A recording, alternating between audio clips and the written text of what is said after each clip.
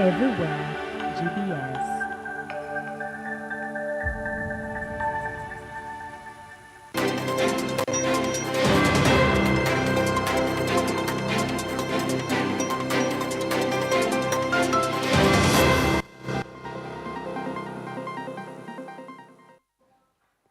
A very good evening and thank you for joining GBS News at 9. My name is Susan Nganga and with me tonight is the newest team member, our sign language interpreter, Francis Okinyi. Let's begin. The clergy in Narok County are demanding a transparent and swift government investigation into the tragic helicopter crash in Nandi that claimed the lives of Emurua Dikir Member of Parliament Johanna Ngeno and 5 others this past Saturday. Speaking at an Alliance General meeting in Narok Town, religious leaders led by Bishop Peter Nakola and Pastor Julius Nalamai emphasized that a comprehensive probe is essential to disperse public speculation, provide closure to the grieving families, and enhance national aviation safety. The crash also claimed the lives of journalist Nick Kosgei, bodyguard Amos Kipngetich, teacher Carlos Kitir, county employee Wycliffe Rono, and pilot George Were. As funeral arrangements commenced with bodies leaving the Lee Funeral Home this Friday, the clergy have commended the residents of Emurua Dikir for maintaining peace and urged the nation to remain calm during this period of mourning.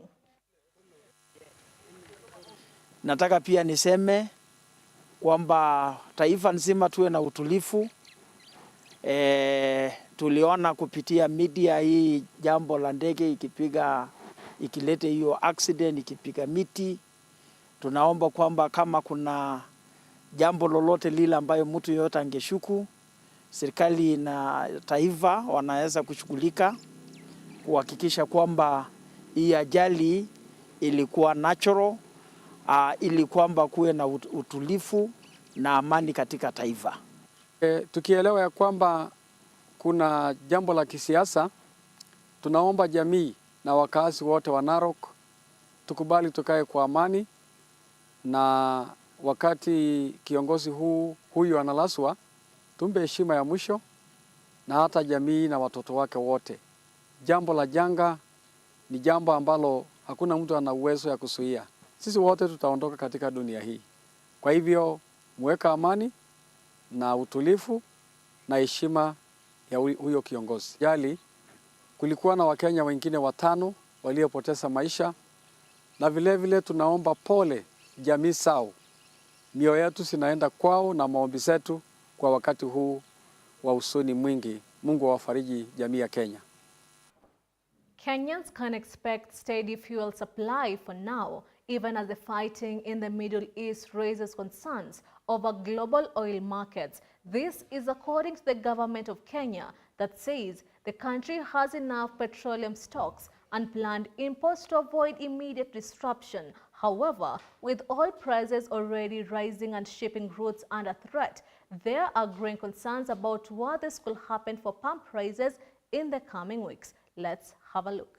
The Ministry of Energy has moved swiftly to reassure the nation amid fears of a looming fuel shortage. In a statement to newsrooms, Energy Cabinet Secretary Opiyo James Wandai emphasized that the country currently has ample stocks. And I quote, "We have scheduled imports for delivery up to the end of April 2026, and therefore as it stands, we are assured of security of supply." The Cabinet Secretary added that the government is closely monitoring the evolving situation while engaging with their global suppliers to develop contingency plans. This assurance comes at a time of heightened concern as escalating conflict in the Middle East, Kenya's primary source of petroleum products, raises questions about fuel security. The ongoing war has disrupted the movement of oil tankers through the Strait of Hormuz, a narrow but vital shipping route that handles over 1/5 of the world's oil. Some shipping companies have suspended transit through the region, while insurers have significantly increased coverage costs for vessels passing through the Gulf. These developments, in turn, influence global oil prices. Brent crude, the benchmark used to price most of the world's oil, has surged by approximately 10%, hitting around $80 per barrel. Analysts warn that prices prices could climb even higher if the conflict persists. The situation poses a challenge for Kenya's government-to-government fuel supply arrangements with the Gulf-based oil giants, that is, Saudi Aramco, Emirates National Oil Company, and Abu Dhabi National Oil Company. Notably, Saudi Aramco has recently had to shut down operations at one of its refineries following an alleged drone attack attributed to Iran. These G2G arrangements aim to ease pressure on Kenya's foreign exchange reserves and support the stability of the shilling. While freight and insurance costs were negotiated in advance, any sustained increase in international crude prices could eventually be reflected at the pump, exerting additional pressure on inflation and household budgets. Beyond fuel, the broader trade relationship with the Middle East is also at stake. Kenya's annual trade with the region is valued at over 700 billion shillings. The Middle East supplies Kenya with fuel, fertilizer, machinery, and electronics, while Kenya exports tea, coffee, meat, flowers, and re-exports jet fuel. This is Jeff Abuki reporting for GBS TV News, Nairobi. Clergy and matatu operators in Narok have joined President William Ruto in calling for an immediate truce between the United States and Iran following the recent escalation of hostilities. The local leaders expressed deep concerns at the ongoing warfare, including the joint US-Israeli strikes known as Operation Epic Fury, will have severe ripple effects on developing nations like Kenya.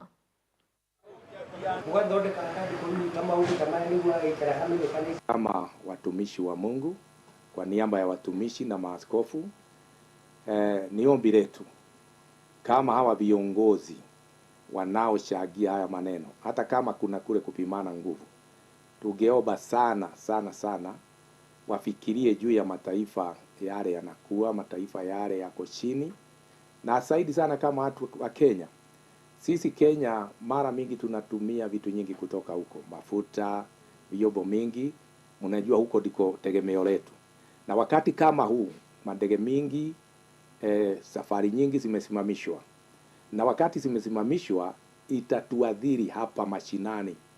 Kuna hii vita ambayo imeanza kutokea upande wa Ghuba la Uajemi na ile nchi ambayo zina nguvu zaidi kama US na Iran na Iraq, hao wenye wanapigana. Sasa ile kitu tu tugeuliza, tunaweza tu kuomba Mungu tuombe Mungu juu sasa hiyo vita vile inaendelea inaelekea mkondo ingine. Na unaona sasa ile vita iko huko ni pale tunapeleka chakula yetu, magari tunatoa upande hiyo, mafuta inatoka upande hiyo. Sasa ile kitu tugeuliza, hawa nchi zenye nguvu zaidi juu sasa ni kama kushindana, wanashindana wenye wako na vitu za kupigana hatari. Tuombe hao watu waache vita, ndio at least Mkenya wa kawaida asianze kuumia juu sasa tutaanza kuumia. And now to matters education. More than a decade after the implementation of the new education system in the country, known as the Competency-Based Education, CBE, many public schools continue to face significant challenges, particularly in accessing essential science learning materials and fully equipped laboratories. At Sinoko Deb Primary School in Kandunyi constituency, Bungoma County, head teacher Anne Akech revealed that while students are able to attend classes, practical subjects that require hands-on exercises remain just a distant dream for many of them. Allow learners to interact with our science materials and activities with the intention of helping them develop interest in science and mathematics. They are able to help us interact with the STEM resources, which is going to uplift the standards in the STEM pathways.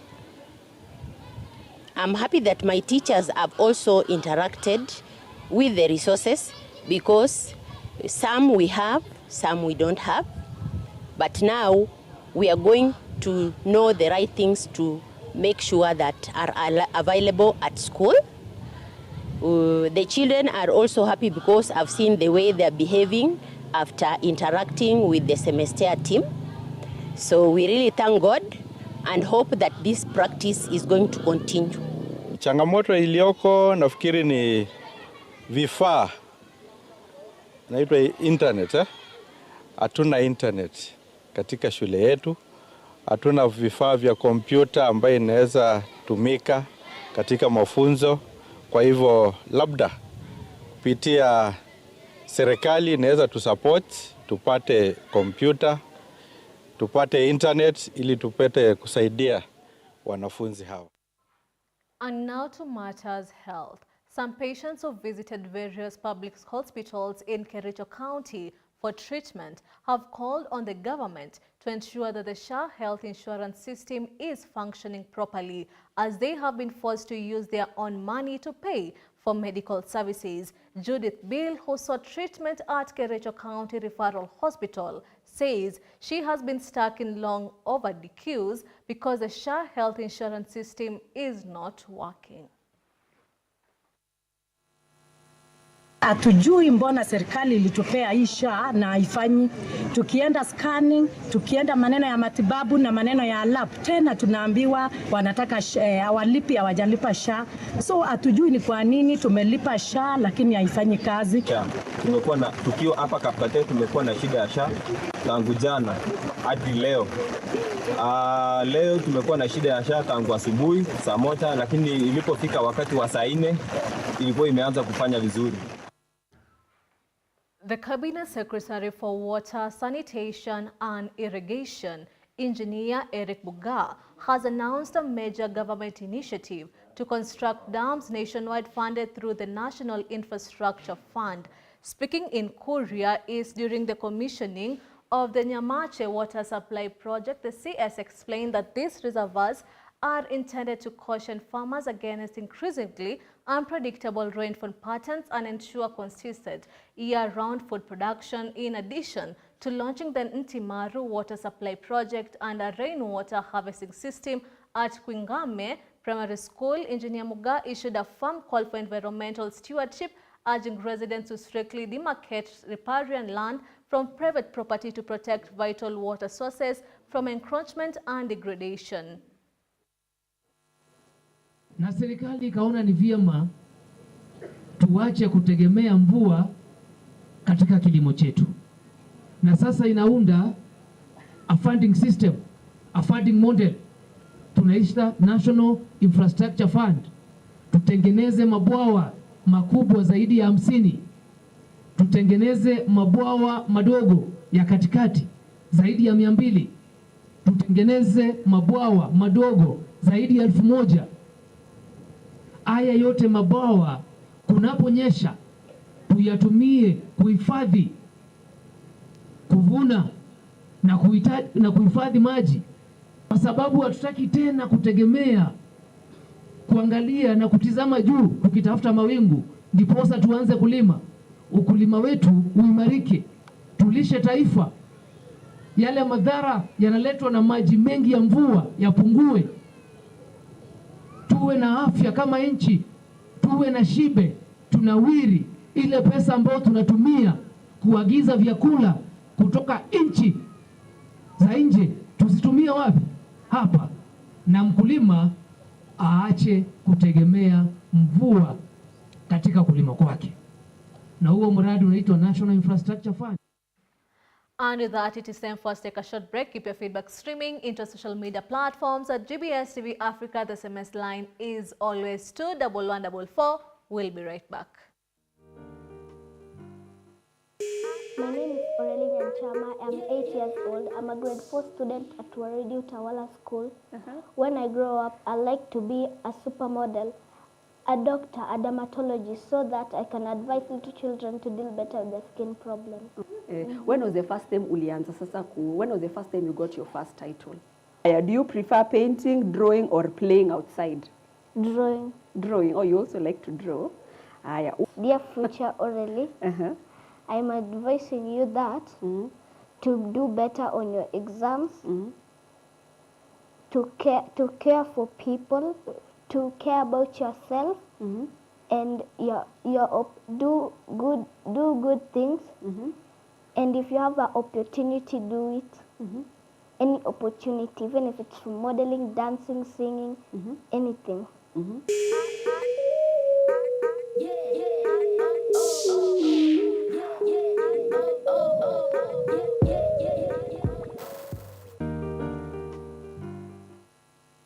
let's go straight to the topic of the day, which is AI in education. AI in education. AI is called artificial intelligence. I think this is something that computer techs designed to make our life easier. If you just write everything that's on ChatGPT, when you're going to your work or whatever you want to do, your interview, you're going to feel miserable. We are going to use AI to show out your creativity, then that's not really you who did it, but like there's AI and there's you combined together. AI should be just there to maybe enhance your points, but not just to generate for you the answers. I think it's like 50-50 because sometimes it's like, yeah, you're just using it to like enhance like your creativity, and then other times it's like you're just stealing other people's ideas. You're not like really thinking.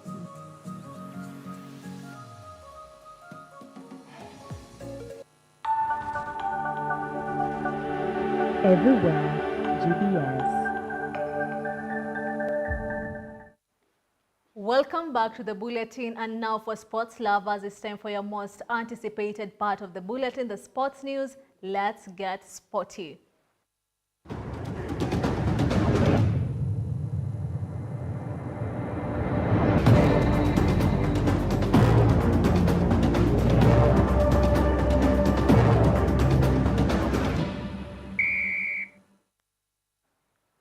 And for the sports news, in the FKF Premier League, Nairobi United and KCB FC played out a dramatic 1-1 draw at the Unlizi Sports Complex, marked by early goals and late controversy. KCB struck inside the first minute through Boniface Mwangi after a clever assist from Francis Kahiro, but Nairobi United responded rather with an Elvis Omala penalty to level the score. The match turned when Nairobi's Diego was sent off for deliberate handball, yet the 10-man host showed a strong tactical discipline to hold on for hard-earned points, leaving KCB frustrated after failing to capitalize on their numerical advantage.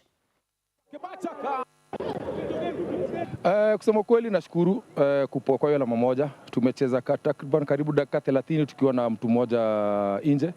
So nafikiria vijana wameweza kujituma, na hata unaona baada ya mechi kuna wengine wameweza kulala, wameweza kujituma zaidi na nawapatia kongole kwa hiyo point moja. Kusema kweli umesema kitu niliwaeleza tu ni waweze kutulia, na sisi tukipata nafasi tujaribu kuitumia kwa haraka, na kusema kweli almost tulikuwa tunaipata. So wamefanya vizuri. One for the team, na the team inachezea huyo mmoja ambaye aliweza kupata hiyo nyekundu. So all for us for one. Kusema kweli Nairobi United inazidi kuonyesha kwamba wanafaa katika hii ligi. So kwa hivyo kitu tu naweza waeleza ni kwamba Nairobi United itazidi kupata points 3 kwa mechi ambazo zinakuja. Sijaridhika sababu first of all kukua penalty kuangalia kwangu. Ya pili sisi wenyewe tumejishinda sababu tumepata chances zile. Lack of intelligence in front of the goal. Lack of desire. Somebody is a striker but he's there. He doesn't know why he's there. How can you get that free ball like from Cairo and you cannot score? You are alone. What is that? As a player, how can you call yourself a striker in front of the goal? Simple ball where you can just control the ball and pass it. It's ourselves, not about the game. Yeah, the City Stars, or Nairobi United, they played well, but also the referee given them advantage. The penalty which was not there completely. But we can blame ourselves, yeah. Yeah, leo ni obvious. In future, KCB, they have to do something better than this. Because come and do the intelligence in our team. And chances are there, but we cannot convert because of simple thinking, calmness. No, we have to do something. You see, team like Nairobi, they have quality. But suppose one player, Nairobi player, got that kind of chance. It's a goal. So we are lacking intelligence. That's a learning process. You can see now where we are weak. Mali ambao tuko, tuna udhaifu. Inaonekana. And now to the international sports. It was a dramatic night in the Premier League as the title race and relegation battle took major twist. Wolverhampton Wanderers pulled off a stunning 2-1 upset over defending champions Liverpool, with Andre deflected stoppage time strike sealing victory after goals from Rodrigo Gomez and Mohamed Salah. Everton boosted their European hopes with a 2-0 win over Burnley, while Sunderland edged Leeds United 1-0 to drag Leeds closer to the drop zone. And Bournemouth drew 0-0 with Brentford. Attention now shifts to a crucial Wednesday lineup as Manchester City aim to capitalize on Liverpool's slip against Nottingham Forest leaders. Arsenal face Brighton at Hove Albion, and Newcastle United hold Manchester United in a high-stakes clash.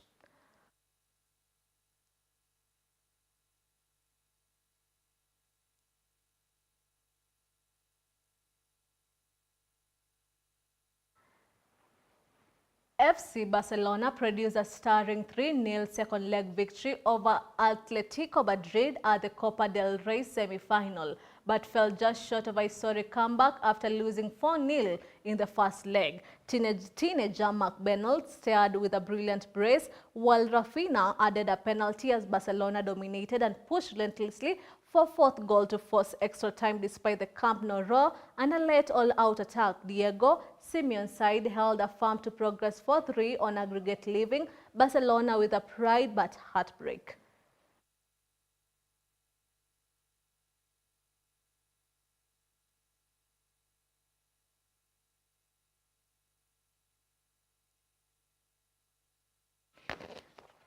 And with that, you have come to the end of the news bulletin. It's always a pleasure having you on board. My name is Susan Nganga, and our sign language interpreter tonight has been Francis Okinyi. Have a good night.